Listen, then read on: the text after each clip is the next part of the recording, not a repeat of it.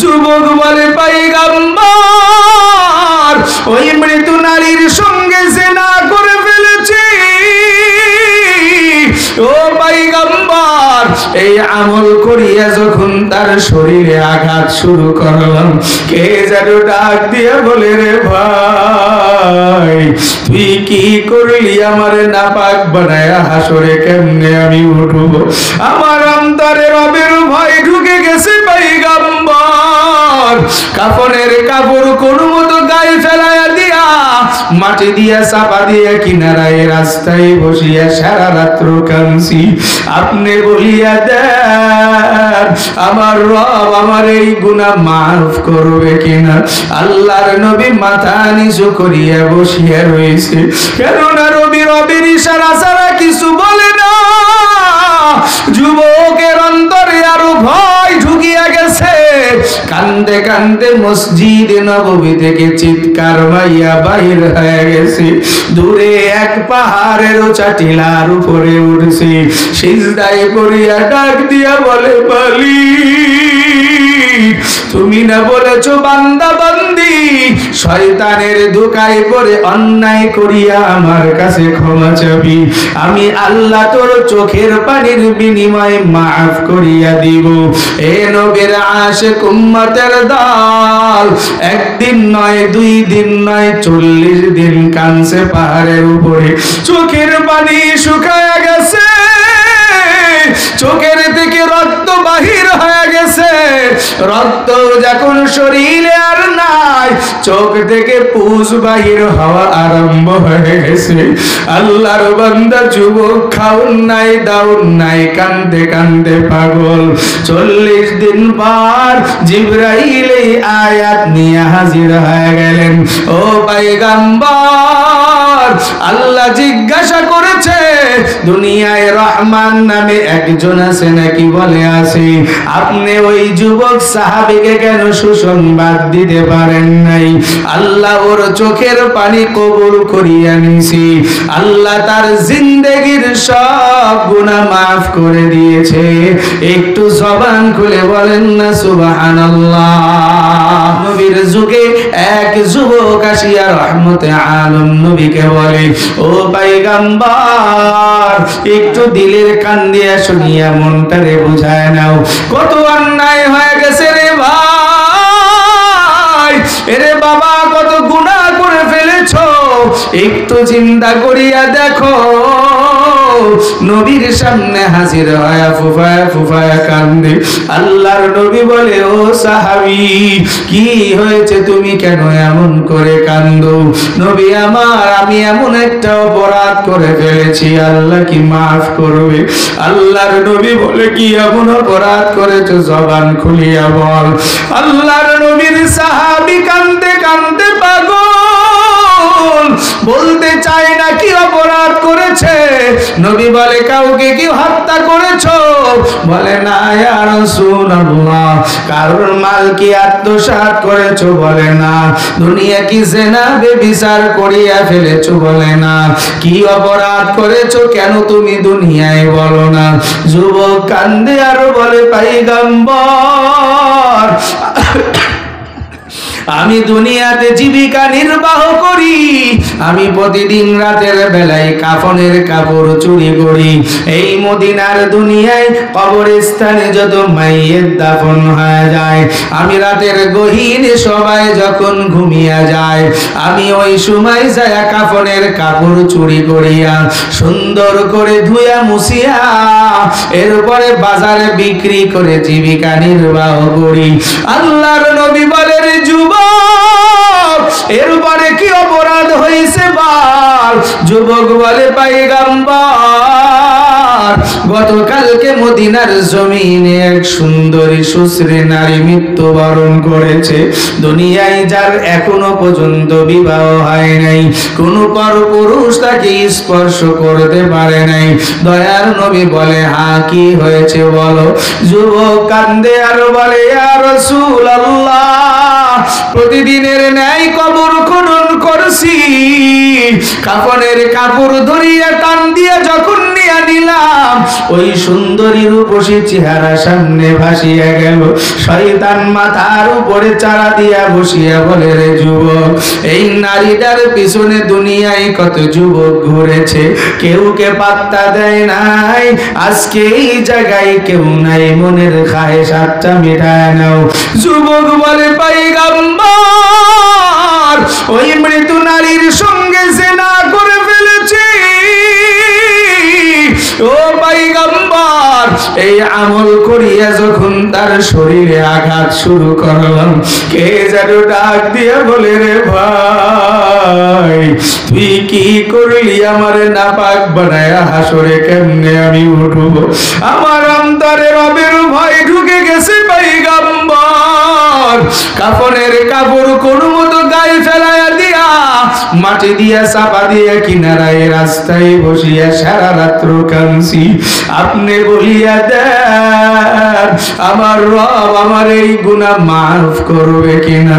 আল্লাহর নবী মাথা নিচু করিয়া বসিয়া রয়েছে, কেননা নবী রবের ইশারা ছাড়া কিছু বলে না। যুবকের অন্তরে আরো ভয় ঢুকিয়া গেছে। কান্দে কান্দে মসজিদ নববী থেকে চিৎকার মাইয়া বাহির হয়ে গেছে। দূরে এক পাহাড়ের উঁচা টিলার উপরে উঠছে, সিজদায় পড়িয়া ডাক দিয়া বলে, মালিক, তুমি না বলেছো বান্দা বান্দি শয়তানের ধোঁকায় পড়ে অন্যায় করিয়া আমার কাছে ক্ষমা চাবি, আমি আল্লাহ তোর চোখের পানির বিনিময়ে মাফ করিয়া দিব। এ নবীর আশিক উম্মতের দল একদিন নয়, 2 দিন নয়, 40 দিন কানছে পাহাড়ের উপরে। চোখের পানি শুকায়া গেছে, চোখের থেকে রক্ত বাহির হয়ে গেছে। রক্ত যখন শরীরে আর নাই, চোখ থেকে পুষ বাহির হওয়া আরম্ভ হয়ে গেছে। আল্লাহর বান্দা যুবক খাউন নাই দাউন নাই, কান্দে কান্দে পাগল। 40 দিন পর জিবরাইল এই আয়াত নিয়ে হাজির হয়ে গেলেন। ও পয়গম্বর, আল্লাহ জিজ্ঞাসা করেছে, দুনিয়ায় রহমান নামে একজন আছে নাকি? বলে আছে। আপনি ওই যুবক সাহাবীকে কেন সুসংবাদ দিতে পারেন নাই? আল্লাহ ওর চোখের পানি কবুল করিয়া নিছি। আল্লাহ তার জিন্দেগীর সব গুনাহ মাফ করে দিয়েছে। একটু জবান খুলে বলেন না সুবহানাল্লাহ। নবী সাহাবাই কেরামদেরকে পাঠায়া দিছে, যাও আমার ওই উম্মতটারে আমার সামনে হাজির কর। সাহাবীরা যায় দেখে শরীর শুকিয়ে কঙ্কাল হয়ে গেছে। নবীর সামনে হাজির করার পরে কান্দে। নবী ডাক দিয়া বলে, রে উম্মত, আর কান্দা লাগবে না, তোর চোখের পানি মাওলাই কবুল করিয়া মাফ করে দিয়েছে। আল্লাহর বান্দা যুবক এই সুসংবাদ শোনার পর নবীর সামনে সিজদায় গিয়া ডাক দেয়, মালিক, আমার মতো এত বড় নেমক হারাম কেউ তুমি মাফ করিয়া দিছো। এমন করে কান্দে কান্দে বিদায় নিয়ে চলে গেল। নবী বলে, যাও রে, সুন্দর করে দাফনের ব্যবস্থা করো। নবী ডাক দিয়া বলে, সাহাবীর দল, জান্নাতি যুবক কি তোমরা দেখতে চাও? সাহাবীরা বলে, ইয়া রাসূলুল্লাহ, কে জান্নাতি যুবক? নবী বলে, এই যে যুবকটা যারে তোমরা দাফন করবা, ও এমন করে তাওবা করেছে, তাওবাতুন নাসুহা করার কারণে, আল্লাহর ভয় আর রব অন্তরে ঢুকায় নেওয়ার কারণে আল্লাহ তার জিন্দেগীর গুনাহ মাফ করিয়া জান্নাতের ফয়সালা করেছে। একটু জবান খুলে বলেন না সুবহানাল্লাহ। মরণ থেকে যতই পালাও, মরণ তোমায় নিবে ঘিরি, যদিও সুদূর আকাশ প্রাণে পালাও সে তাই লাগিয়ে সিঁড়ি। নদী পথে নৌকা চালাও মাঝি ভাই, বেলা ডুবার আগে আমি ওপার উঠতে চাই। ডুবে গেলে বেলা যে আর উঠে না, ভেঙ্গে গেলে মেলা রে আর জমে না। এ কলিজার টুকরা যুবক ভাই, একটু যদি পা গায়ে দাও তোর পা ধরিয়া বলি রে ভাই এখনো সময় আছে, ফিরিয়া তওবা কর। এই জান্নাতের বাগান আর কিছু সময় পরেই থাকবে না রে ভাই। এই বৃদ্ধ বাবা একটু চক্ষুটা বন্ধ করিয়া মনটারে বোঝাও, কত অন্যায় করলাম, এখন যদি মারা যায় আমার এই লাশ আর আবার ঘরের ভিতরে দিবে না, আমারে আর জাজিমের উপরে শুইতে দিবে না, উঠানের ভিতরে টান করিয়া শুয়ে রাখবে। কেউ যাবে বাঁশ কাটার জন্য, কেউ বড়ই পাতা দিয়ে পানি গরম করবে। এরে ভাই বাবা মনটারে বুঝায় নাও, গায়ের থেকে কেচি দিয়া সব কাপড়গুলো কাটিয়ে নিবি। তোমার আপনজন রূহ সহ সব তাকায় তাকায় দেখবে, কেউ তোমার ঘরের ভিতরে রাখতে চাইবে না। ও পর্দার আড়ালের আম্মা জান, একটু মনটারে বুঝায় নেন। এই ঘরের ভিতরে একদিন নতুন বউ হয়ে ঢুকছিলাম, কত মানুষ আদর করিয়া শরবত পান করাইছে, কত মানুষ গরম দুধ পান করাইছে রে মা, কত মানুষ আদর করিয়া পাখা দিয়া বাতাস দিছিল। এখন মনটারে বুঝায় না ওরে মন, আবার এই ঘরের চৌকাঠ দিয়া একদিন মরা লাশ বাহির হওয়া লাগবে। ছেলে কাঁদবে মা মা বলে, মেয়ে কাঁদবে মা মা বলে, মা বাবা চোখের আড়াল হয়ে কাঁদতে থাকবে, প্রাণের স্বামী দূরে গিয়া মুখ বুঝিয়া কাঁদবে। এরে মা কবরের জন্য কি নিয়ে রওনা করেছ? ওই কবরের ভিতরে একা একা থাকা লাগবে। কবরের ভিতরে যদি সাথী পেতে চাও, আল্লাহর নবী বলেন ইজা বুজিআল মাইয়িতু ফি কবরি জাআল কুরআনু ইনদা রাসিহি। যদি কবরে বন্ধু বানাইতে চাও, কোরআনকে মুহাব্বত করিয়া যাও। কবরে যদি শান্তিতে থাকতে চাও, কোরআন মুহাব্বত করিয়া কোরআনের ধারক বাহকদেরকে ভালোবাসিয়া যাও। ইসলামের জন্য দ্বীনের জন্য সময় উজাড় করিয়া দাও। অর্থ করি সম্পদ সব দ্বীনের জন্য ব্যয় করো, আর রবের কাছে তওবা করিয়া পানা চাও। যখন মানুষে ধরিয়া রাখিয়া আসবে তোমার কাছে তিনটা প্রশ্নের জন্য মুনকার নাকির হাজির হবে, আর ওই কোরআন নামক বন্ধু ডাক দিয়া বলবে খবরদার আমার বন্ধুকে ডিস্টার্ব করবা না। আমার বন্ধু রবের ভয় নিয়ে দুনিয়ায় আমি কোরআনকে ভালোবাসছে, কোরআনের মাহফিলের ইন্তজাম করেছে, কোরআনের ধারক বাহক আলেমদের সঙ্গে মুহাব্বত রাখছে, কোরআনের মাদারিসকে ভালোবাসছে। আজকে তারে জান্নাতে না দেওয়া পর্যন্ত আমি কোরআন সরব না। যা প্রশ্ন করা লাগে আমার কাছে প্রশ্ন করো, মুনকার নাকিরের জবাব নিয়ে চলে যাবে। আসমান থেকে ডাক আসবে সাদাকা আবদি ওয়া আফরিশু ফিরাশা মিনাল জান্নাহ ওয়া আলবিসু মিনাল জান্নাহ ওয়াফতাহু লাহু আবওয়াবান ইলাল জান্নাহ। আল্লাহ বলবে গোলাম, এই কোরআনকে ভালোবাসার কারণে, কোরআনী আইন মানার কারণে আমি আল্লাহ তোর কবরটা জান্নাতি বিছানা বিছায়া দিলাম, তোর শরীরে জান্নাতি পোশাক দিয়া দিলাম, কবর থেকে জান্নাত পর্যন্ত রাস্তা খুলিয়া দিলাম। এ বান্দা বান্দি ভয়ের কোনো কারণ নাই। লা তাখাফু ওয়া লা তাহজানু ওয়া আবশিরু বিল জান্নাহ। তোর কোনো ভয় নাই, এরে বান্দা বান্দি কোনো চিন্তা নাই, আমার দেওয়া জান্নাতের সুসংবাদ নাও। হাসরের ময়দান কায়েম হয়ে যাবে, কোরআন ডাক দিয়া বলবে আল্লাহ তোমার এই বান্দা বান্দি আমি কোরআনকে বড় ভালোবাসছি, ওরে যত সময় পর্যন্ত জান্নাতে না দিবা আমি কোরআন তত সময় তার কাছ থেকে নড়ব না। রব বলবে ইশফাতু শাফা, এ কোরআন তোরে সুপারিশের আদেশ দিয়া দিলাম, রব, যারে তোর পছন্দ হয় আমি রবের কাছে বল, আমি রব তার গুনাহ মাফ করিয়া জান্নাতে দিয়া দিব। এরে বাবা, ভাই, মা, বোনেরা, এমন কোরআনের মুহাব্বত নিয়ে যদি কবরে না যাও, ওই যে তিনটা প্রশ্ন করবে তুমি জবাব দিতে পারবা না।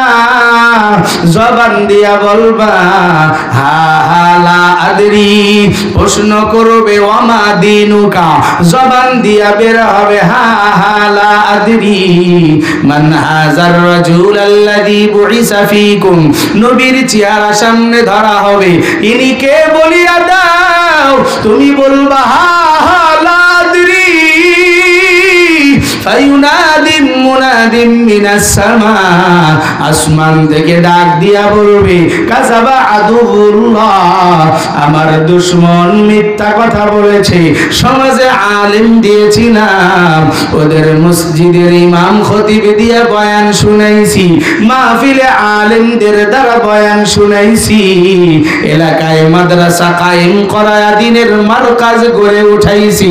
নাফরমান আমি রবকে চেনে না, আমি রবের আদেশ মানে নাই, ইসলাম মানে নাই।